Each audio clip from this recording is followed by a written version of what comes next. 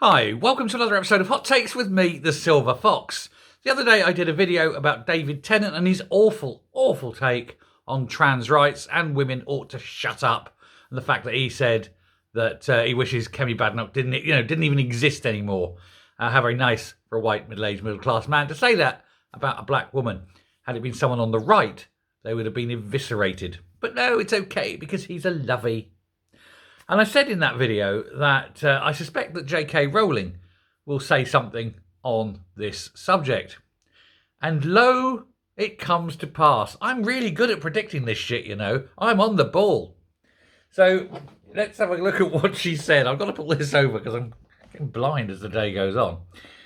Anyway, he said these awful things, as we said. And this is all part of this sort of the Gender Recognition Act, and how Scotland had it blocked, but now they're trying to push it with the new Labour government. They're trying to try and get them to reverse that so they don't have that veto anymore, so that they can push through this stuff. But he said these things, and he's got to pay the price for them. And he said that that he understood to have called these women who complain a bunch of tiny little whinging effers who are on the wrong side of history, and they'll go away soon, he said, about women who stand up for their rights, their freedoms, their protection, the protection of children. Apparently protecting children from grown men exposing themselves. And you're on the wrong side of history. No, David Tennant, I think you're on the wrong side of history, you disgusting pervert.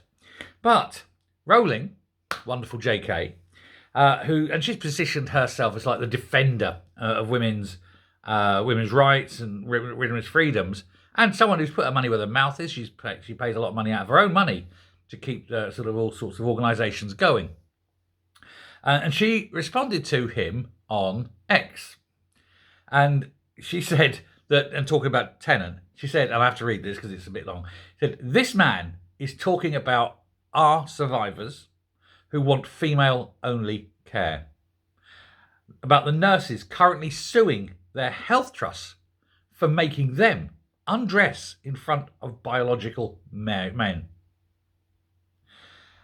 Girls and women losing sporting opportunities to men, and for female prisoners incarcerated with convicted male sex offenders." And he is defending it. Now, he claims his family's got skin in the game. I'd suggest then that he needs to take whatever child it is to a psychiatrist rather than sitting there and risking the health and safety of women and children everywhere. But if that's his take on it, then he is, frankly, someone who needs to be cancelled. I don't particularly want to see grown men exposing themselves to 9-year-old girls. For him, apparently it's fine. J.K. Rowling has got his number, and I think we all do now. Thanks very much for listening. Goodbye.